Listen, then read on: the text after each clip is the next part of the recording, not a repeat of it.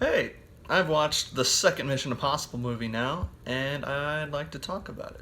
The second stop in the Mission Impossible franchise brings us John Woo's installment, and yep, if I'm remembering the franchise correctly, I'm gonna go ahead and call this one the black sheep of the whole thing. Man, oh man, is this a silly movie, at least in the context of this franchise. The first one was very plot heavy. A lot of the spy game element was intrinsic to the plot. Um, and the action kind of took a back seat. And this one, it's flipped entirely. It's nothing but action and crazy, absurd, over the top action with the thinnest plot tying it all together. This film is directed by John Woo. The man directed one of my favorite action films, Face Off, and that is a supremely goofy action movie. John Woo, his films epitomize the style over substance mantra that a lot people attach to a lot of just silly over the top action movies.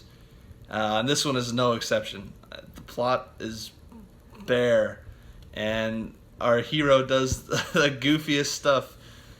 You know, or in the first one, he was really smart. He was really clever, and he would do things like during firefights or when he's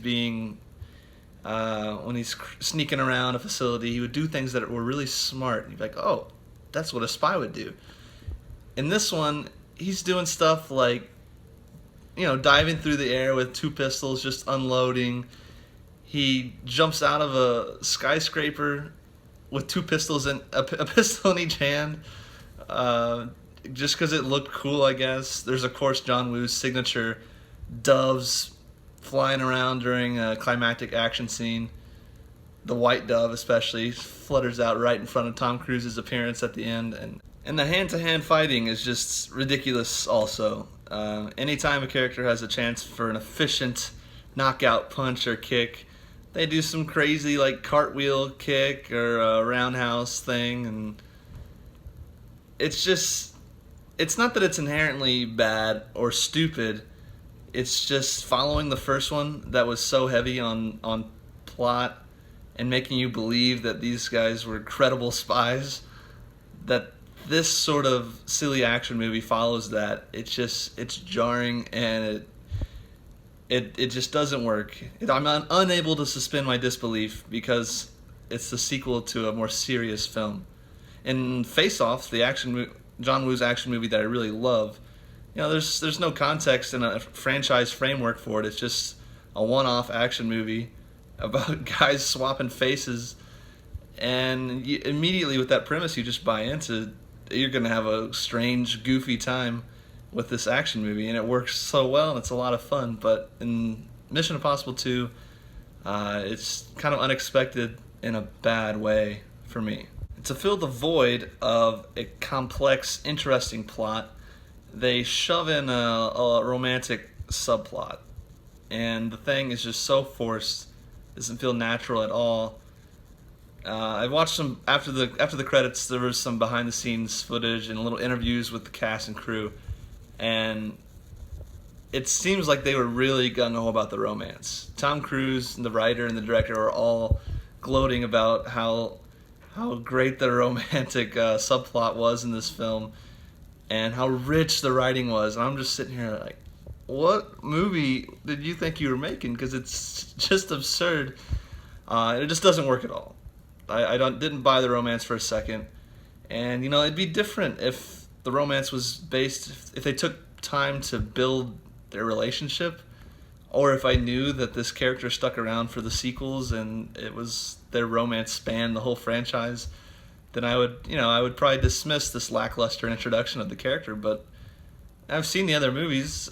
She's not in it. I'm pretty sure in the third one, he's happily married to someone who's not her, and we never hear from her again. So I just got to ask why. What was the point? It's also clear from that behind-the-scenes footage that everyone involved was excited to make a more action-packed movie than the first one. Tom Cruise, the director, the writer, the producer, they all mentioned in this little clip that they wanted more action in the sequel. And to their credit, they did that.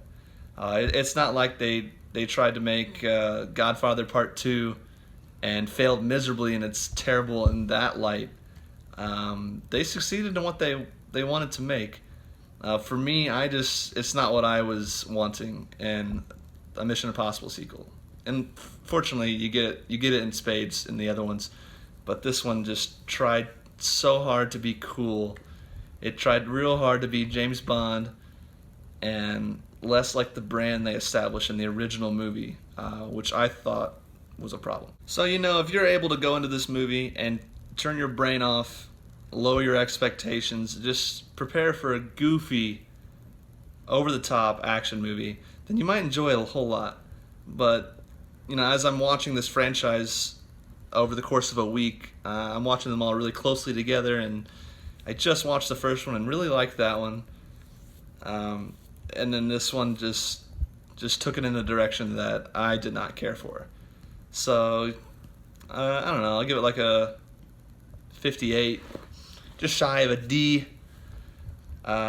It's not the worst thing ever, but in the context of the franchise, for my own personal taste, I didn't love it. So, I'll be watching the third one next. Expect that sometime later this week. Bye.